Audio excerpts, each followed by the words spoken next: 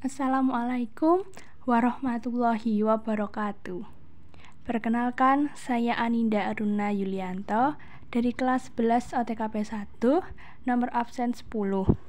Izinkan saya menyampaikan materi PowerPoint dari Nur Laila kelas 11 OTKP 2 absen 10, yaitu mengenai materi asas pengolahan kearsipan. Pertama-tama, dalam asas pengolahan kearsipan terdapat asas sentralisasi arsip, yang kedua asas desentralisasi, dan yang terakhir asas kombinasi. Yang pertama, apa itu asas sentralisasi arsip? Asas sentralisasi arsip dapat diartikan pengurusan surat atau arsip lainnya yang berhubungan dengan pengurusan surat masuk dan surat keluar, serta penyelenggaraan arsipnya dilakukan oleh satu bagian khusus atau unit tersendiri. Dari asas sentralisasi arsip terdapat kelebihan dan juga kekurangan. Apa sih kelebihan dan kekurangan asas tersebut? Saya bantu jelaskan. Dari kelebihannya, yang pertama, mudah menyeragamkan cara kerja. Misalnya, dalam hal-hal pengiriman dan penerimaan surat, pengarsipan, dan penyeragaman, pemakaian formulir, dan sebagainya.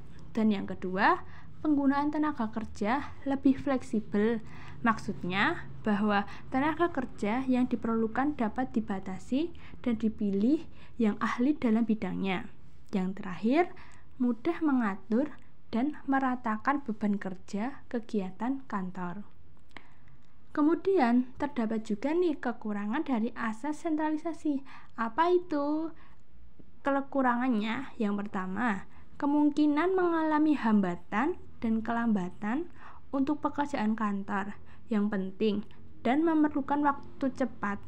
Dengan dipusatkannya semua pekerjaan kantor, maka tidak mungkin untuk menampung dan menyelesaikan pada waktu bersamaan.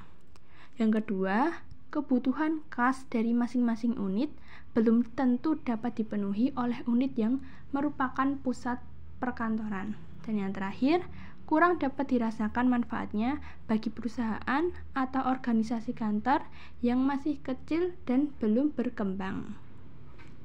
Yang kedua, asas desentralisasi.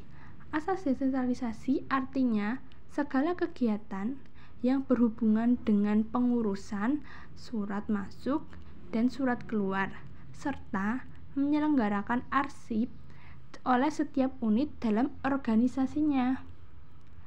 Terdapat juga kelebihan dan kekurangan dari asas desentralisasi. Saya bantu jelaskan mulai dari kelebihan dari asas desentralisasi. Yang pertama, apabila unit kerja organisasi tersebar di beberapa tempat atau gedung, maka untuk semua pekerjaan kantor akan lebih lancar jalannya. Yang kedua, adanya beberapa pekerjaan kantor yang memang harus didesentralisasikan, karena menurut sifat dan ciri-ciri khasnya harus dilakukan oleh setiap unit dalam organisasi kantor tersebut. Yang selanjutnya yaitu kelemahan dari asas desentralisasi, yaitu jika setiap unit dalam kantor mempunyai alat-alat yang sama, hal ini akan memboroskan biaya kantor, sedangkan penggunaannya di masing-masing unit tidak kontinu. Yang kedua, banyak membutuhkan peralatan dan tenaga kerja. Yang terakhir, ada sulit mengadakan pengawasan pekerjaan kantor yang terpisah-pisah ruangannya. Selanjutnya, untuk asas yang terakhir yaitu asas kombinasi. Dalam asas kombinasi ini tidak terdapat kelebihan maupun kekurangan.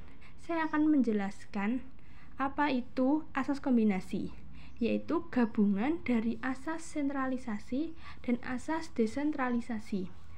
Asas gabungan ini diselenggarakan berdasarkan pertimbangan akan kebutuhan dan kondisi organisasi kantor yang bersangkutan. Itu dia tadi yang sudah saya sampaikan.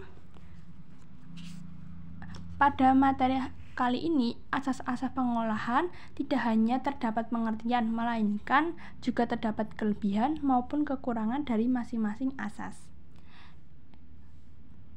Materi yang saya sampaikan saya cukupkan, kurang lebihnya saya mohon maaf.